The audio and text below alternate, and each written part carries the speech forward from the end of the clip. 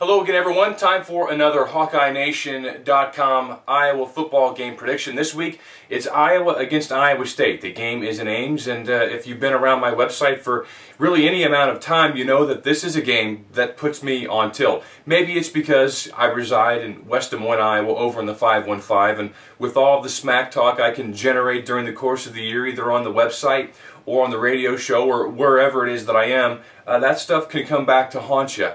So I really like it when the Hawkeyes take care of business in Ames or really anywhere. This is an interesting game to me. Last week for Iowa, I really don't know what to take away from that performance other than James Vandenberg is good. We knew that. Marvin McNutt, really good. We knew that. The offensive line, very good. We knew that too. The defensive line is a work in progress. They showed that, but they also showed some highlights, but granted it was against Tennessee Tech. Really the biggest thing that stood out to me last week, I don't want to call it a surprise, but maybe more of a reinforcement, was the speed of Iowa's back seven on defense, linebackers and defensive backs, in covering the lateral passing game. That's been an area that Iowa hasn't been exposed by spread offenses through the years. That's just a misnomer. The game is still decided on the scoreboard. In 2010, Iowa held spread teams to about 16, 17 points per game, and then in 2009 it was less than 15 per game. Again, you can move the ball between the 20s, but where it counts is if you either take it across the goal line or put it between the uprights.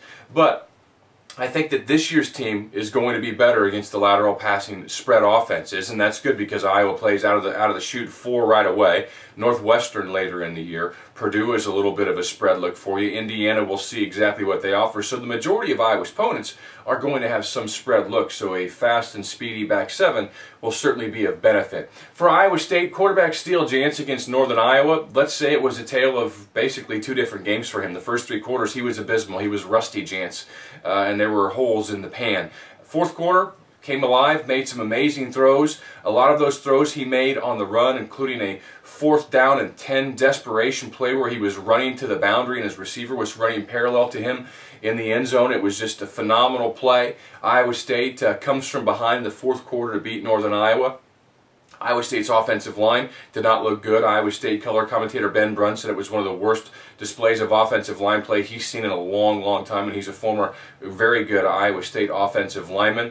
But they were Kelechi Osemele, the left tackle, maybe the best left tackle in the Big 12. He rolled an ankle early in that game, and he missed some time in that contest. Hicks, their guard, a returning starter, he was suspended for the game. Wide receiver Darius Darks was not suited up, disciplinary reasons. They dropped a lot of passes. They don't really have much of a running game, at least they showed, beyond what Steele Jantz did. Jantz had 20 carries for 80 yards. He was their leading rusher by far. Chantrell Johnson, Jeff Woody did okay as well over on defense. They lost Majit for maybe the season, but certainly for the Iowa game, one of their defensive linemen. Rumpelhammer or Rumpelhammer, whatever you call him, let's just call him the Rump.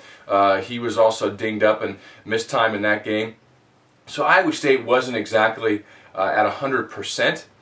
Neither was Iowa in their game either. But I don't think Iowa State, although Iowa State coach Paul Rhodes calls this the best team since he's been there in 3 years, and other people are agreeing with him, I don't think it's going to be that way this weekend. The team that Iowa plays this weekend is not the 3rd best Paul Rhodes coach team at Iowa State. It's not going to be there yet. I think that Steele Jantz is going to have some problems with some Iowa pressure. I think he throws at least 3 interceptions. I think Iowa's going to have success in the running game. I'm not concerned about Marcus Coker's fumbles unless he fumbles it a couple more times this weekend in what's going to be very, very good conditions. Then it's a concern. But I'm not concerned about that right now. I think Iowa's offensive line is just going to be too much for Iowa State. And I don't think Iowa State's offense is at a point yet in their development to exploit where Iowa may have a soft underbelly right now, and that would be Iowa's defensive front 4.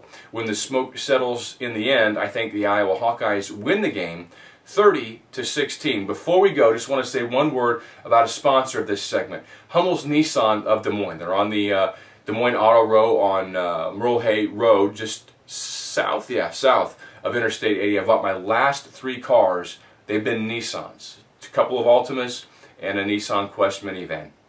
2 of those purchases have been right here in Des Moines from Hummel's Nissan. I highly recommend you check them out. Really appreciate them coming on and sponsoring these videos and being a sponsor of the site. And I appreciate you for watching this video and for coming to HawkeyeNation.com each day. We'll talk to you Sunday.